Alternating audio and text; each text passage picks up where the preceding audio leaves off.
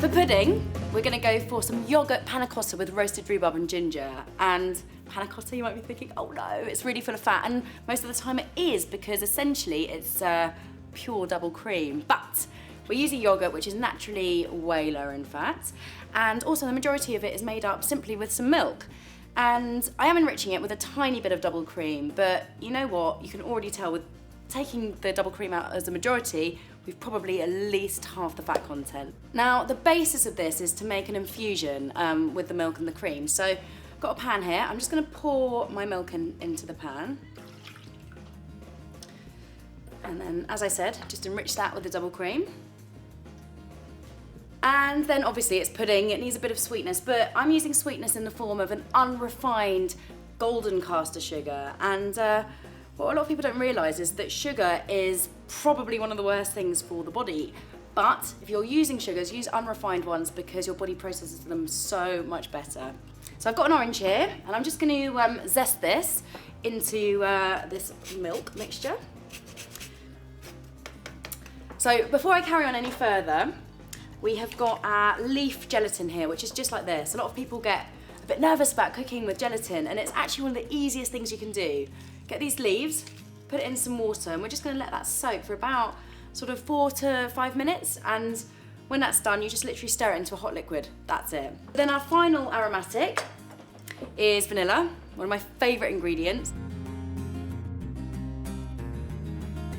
Then you never waste anything. You just pop those vanilla pods in there as well, because that's going to infuse.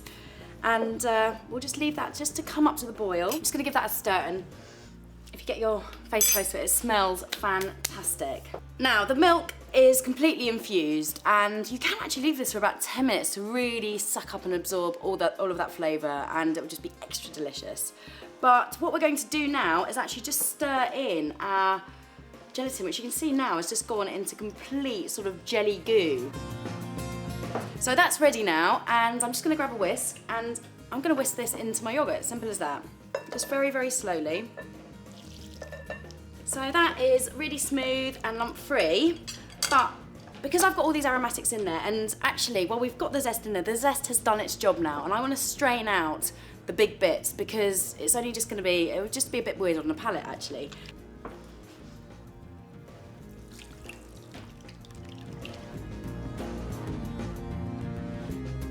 And then that's it, you just simply pour this into some tin bowls or some ramekins or whatever you like. Do you know what? I've seen people do them in really big pudding bowls, and everyone can tuck in to the whole thing, which I think is a really nice way of doing it as well.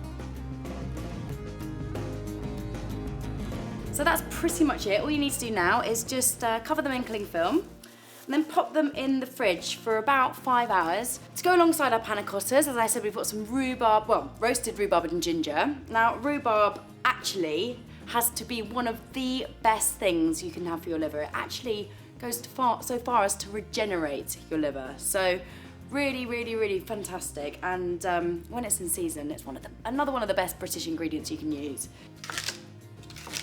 Almost the more higgledy-piggledy, the better as far as I'm concerned. I'm gonna cover this in a little bit more caster sugar. We're only using a tiny bit. And finally, some ginger syrup. So we're not gonna get a big ginger explosion, we're just gonna get a tiny, tiny hint of it. Toss everything in there, make sure everything's really nicely coated. And simply you put that into a hot oven, about 190 to 200 degrees for about 12 minutes. All right, so the rhubarb's about done. Just gonna whip it out.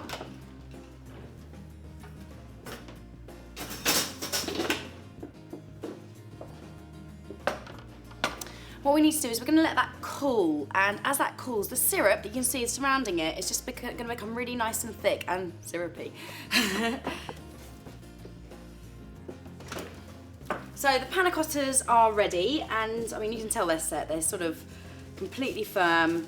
What you're looking for is for them to have sort of some give there. You don't want them to be like bouncy balls. So the way that you loosen the edges of the panna cotta, I've got some freshly boiled water here, and I'm going to plunge it into that just for a few seconds. It doesn't need that long. I'm going to pop that on here, giving it a bit of a shake, and then lifting the lid on it, which is perfect. And then I'm just going to pile up the rhubarb any which way you like, just next to it.